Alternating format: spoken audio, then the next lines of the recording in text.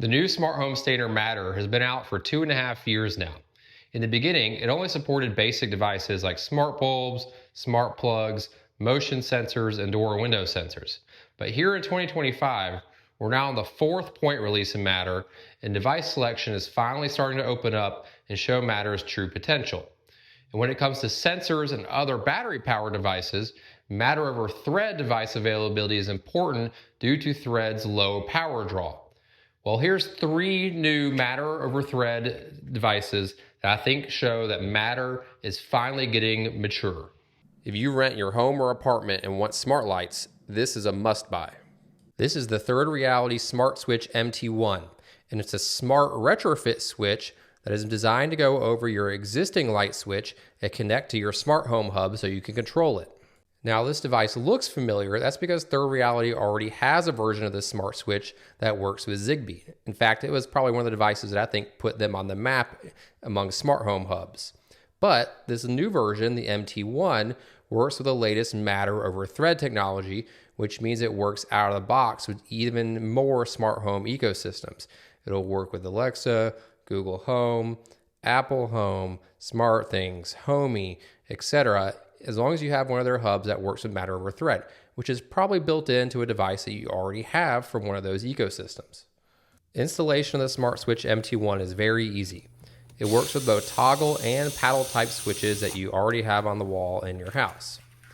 You're going to start by taking off the 2 screws that are holding on the switch plate cover to the switch plate box.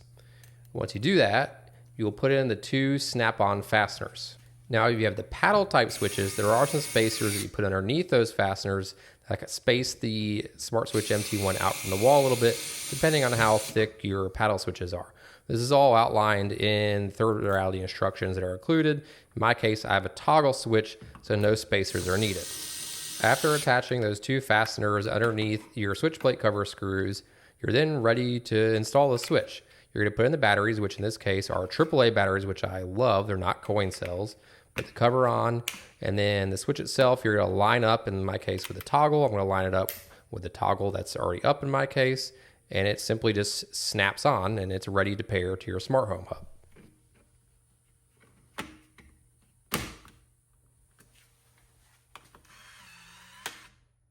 Now, as you can see, as soon as I put the batteries in, little blue LED started flashing to indicate it's in pairing mode.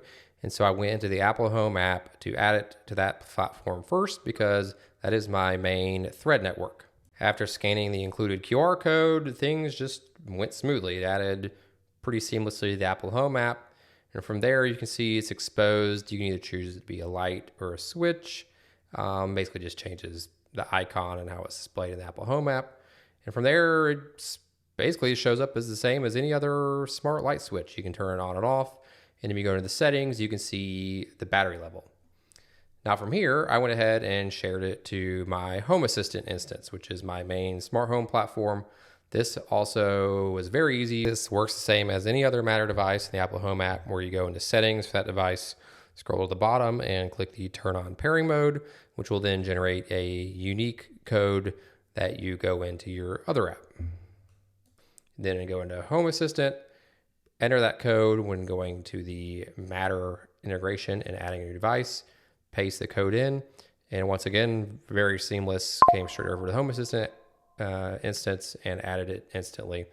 The only difference you'll see in Home Assistant is that you now also get a battery voltage entity, which probably doesn't give you too much since you already have the battery percentage. And from there, I kind of went through the same process, and I was also able to add it to Alexa and SmartThings. Now, since it's basically a little motor that's flipping your light switch up and down, it does make a little noise. You can hear the motor sound where it flips the light switch up and down, just like this. But once again, this is very easy to install, and I think that's a fair trade-off to make if you are renting your house. Now, the one piece of feedback I would have for Thirdreality is I do not like this logo on the bottom. I wish it was just blank. Other than that, this has been working well for me. From there, I can automate it in any other way that I would with any other smart light switch in my house. I love combination smart home devices that take 2 devices and put them together. In this case, this is Aqara's new Smart Climate Sensor W100. And it takes a climate sensor with temperature and humidity readings and a nice LCD display, and combines it with a 3-button controller that you can use to control any other devices in your smart home. And what's cool about this is these are devices that you might typically have sitting on your desk or your end table. So having them together in one device means you're saving space. Aqara does include a nice little kickstand that just snaps into place, so you can easily set this up at an angle so it's easy to read and reach out to and use those buttons to control things. Now, opening the battery cover here, you can see this does unfortunately take button cell batteries. I would prefer if it was AAAs or even USB-C rechargeable, but the good news is those button cells should last up to 2 years. Now, this device supports both Matter over Thread and Zigbee to connect to Aqara's own Zigbee hubs.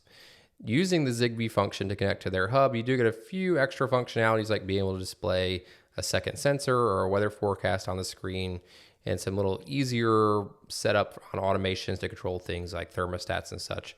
When you pull the tab out from the battery to activate it for the first time, it defaults into Matter over Thread mode, which is exactly how I'm going to use it in my case.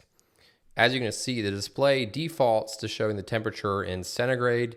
If you click the top and the bottom button at the same time, it will switch that unit of measure to Fahrenheit. Setting up in the Apple Home app was very easy.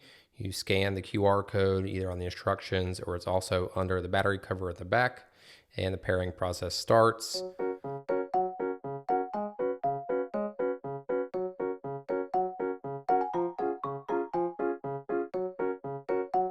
After you finish it up, you can see that Apple has added the temperature sensor, the humidity sensor, and the buttons all as kind of 3 separate devices if that's how you have it set up to display in the Apple Home app. Now, what's really cool about the buttons on the W100 is that all 3 actually support single press, double press, and held functionalities. So that technically gives you 9 actions or scenes that you can trigger from this one device, which is very nice.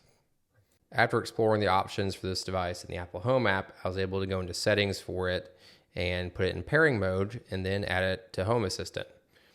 From there, it ported over easy using Matter's multi-admin feature. And in this case, in Home Assistant, you actually get the exact same features that you do in Apple Home. You get temperature sensor, humidity sensor, and 3 buttons with single press, double press, and long press functionality. And this is actually where I set up the actions for these buttons. In my case, I'm going to use this as a light controller for the end table lamp in my office. I've set up the automation in Home Assistant so that a single press of the top button turns my end table lamp on. A single press of the bottom button turns it off.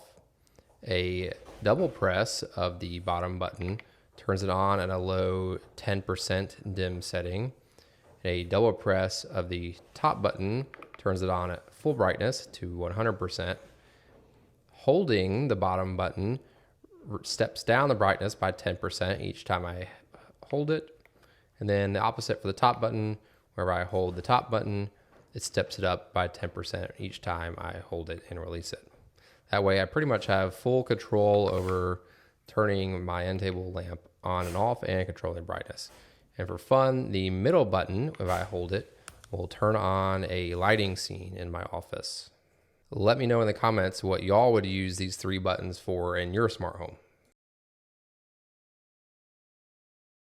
Finding a smart smoke detector that's not locked into its own app can be a challenge. So I was excited when Sensereo sent over their new MS1 smoke detector. It works with Matter over Thread, which means it should work with most popular smart home platforms like Apple Home, SmartThings, Alexa, Google Home, and Home Assistant. Now, I was sent an early release version, hence the plain white box. The public version will have a box with logos and everything. Inside the box, you have the mounting plate and the unit itself and a couple anchors. Now, the unit itself is powered by a photoelectric sensor, which is a more modern smoke detection technology. And there is 2 batteries on board. There's one permanent battery that powers the sensor itself. And there's another replaceable battery. It's a CR123A that powers the Matter over Thread module to connect to your smart home. Now, it's not clear the battery life of the replaceable battery that powers the Thread radio is designed to last, but the onboard battery is designed to last all 7 years, which is the lifetime of the product. So even if the smart part of the smoke detector runs out of juice, the important part of actually detecting smoke and sounding the siren will continue to work for 7 years. As with all Matter over Thread devices, I start by adding it to my Apple Home app, since my Apple devices form my primary thread network in my house. This went very easily by scanning the QR code on the back of the smoke detector and then pulling the battery tab to start the pairing process. After the initial setup, if you tap into the room in the Apple Home app that you added the smoke sensor to, you will find it in the top status section of that room. If you tap into the smoke sensor, you can see the Sensereo MS1 exposes the smoke detected sensor and the battery level in percent. Now that I know the MS1 is stable in Apple Home, I'm going to scroll to the bottom of the settings screen. I'm going to turn on pairing mode, which will give me a unique ID to copy, then go to the Home Assistant app with. I'll then go to the Home Assistant menu to the Matter integration, add a new device, and paste that key, which will then add this Sensereo MS1 to Home Assistant. As is the case with a lot of Matter devices in Home Assistant, you get a few more sensors and entities that you would not see in Apple Home. The first that we'll see with MS1 is the contamination state at the top of the screen. This basically describes the contamination state of the sensor inside the smoke detector. You also see that Home Assistant exposes a sensitivity setting, which gives you options for low, standard, and high. This is perfect if you want to use this in, say, a kitchen where it might be kind of smoky and you want to set it to a low setting, versus like a bedroom where you don't expect any ambient smoke. Really good to see this exposed in Home Assistant. In the diagnostics section, you'll see a few more sensors around the battery status and things like that. But there's also a test in progress entity, which will tell you when you're running a test by pressing the button on the smoke detector itself. Running a test doesn't trigger the smoke sensor entity itself in Home Assistant or Apple Home, but maybe you could do some other automations or something around running a test. Now, of course, I had to actually test the Sensereo MS1 to make sure it actually worked. So I'm using this can of smoke test to spray at the detector, and sure enough, it went off. And by default, the Apple Home app automatically notifies you with a critical alert that's going off without any kind of manual setup at all.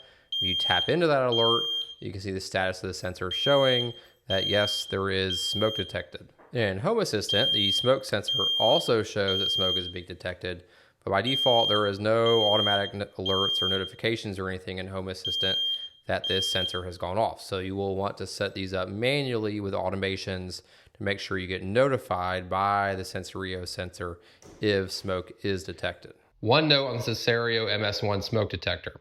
This version is designed and certified to work in the European market. I'm told by Sensereo that they are designing and working on certifying a version for the North American market, but it's not quite out yet here in May of 2025. That's going to wrap it up for my impressions of these three new Matter over Thread devices. Let me know what you guys think. Do you think device availability has gotten better for Matter over Thread devices? Are there certain devices that you think are still missing for the market? Let me know in the comments. And as always, if you enjoy this video, make sure to subscribe.